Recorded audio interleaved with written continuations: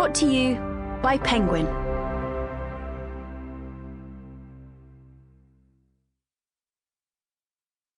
Enchanted April by Elizabeth von Arnim.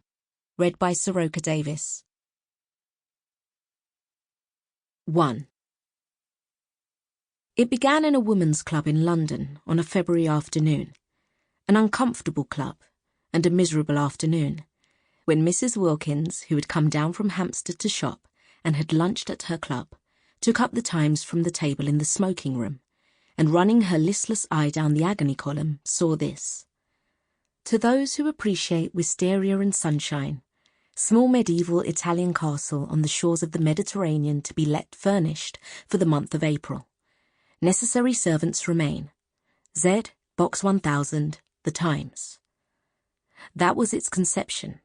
Yet, as in the case of many another, the conceiver was unaware of it at the moment. So entirely unaware was Mrs Wilkins that her April for that year had then and there been settled for her, that she dropped the newspaper with a gesture that was both irritated and resigned, and went over to the window and stared drearily out at the dripping street. Not for her were medieval castles, even those that are specially described as small. Not for her the shores in April of the Mediterranean, and the Wistaria and Sunshine. Such delights were only for the rich.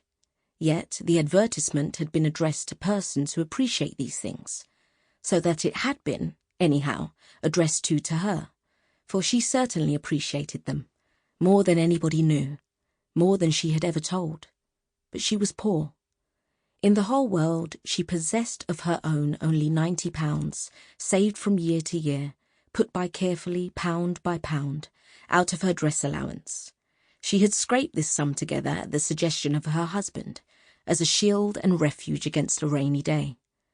Her dress allowance, given her by her father, was £100 a year, so that Mrs Wilkins's clothes were what her husband, urging her to save, called modest and becoming, and her acquaintance to each other, when they spoke of her at all, which was seldom, for she was very negligible, called a perfect sight.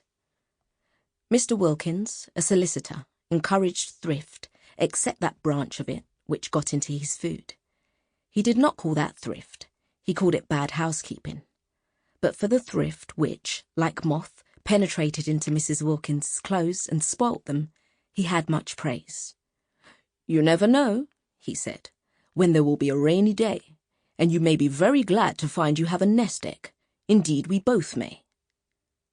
Looking out of the club window into Shaftesbury Avenue, hers was an economical club, but convenient for Hampstead, where she lived, and for Shorebreads, where she shopped.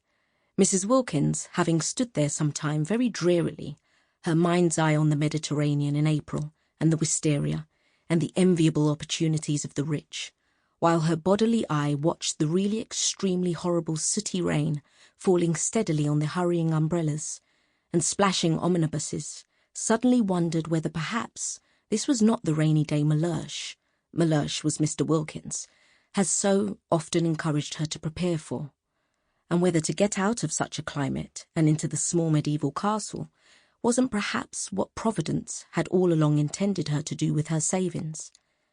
Part of her savings, of course, perhaps quite a small part. The castle, being medieval, might also be dilapidated, and dilapidations were surely cheap. She wouldn't in the least mind a few of them, because she didn't pay for dilapidations, which were already there.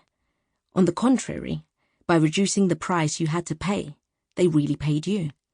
But what nonsense to think of it.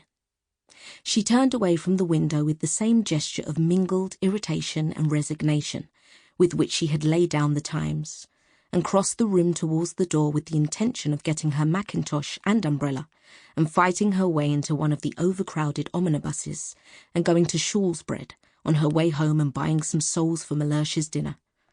Mellersh was difficult with fish, and liked only soles, except salmon. When she beheld Mrs Arbuthnot, a woman she knew by sight as also living in Hampstead, and belonging to the club, sitting at the table in the middle of the room on which the newspapers and magazines were kept, absorbed, in her turn, in the first page of the Times. Mrs Wilkins had never yet spoken to Mrs Arbuthnot, who belonged to one of the various church sets. Sample complete. Ready to continue?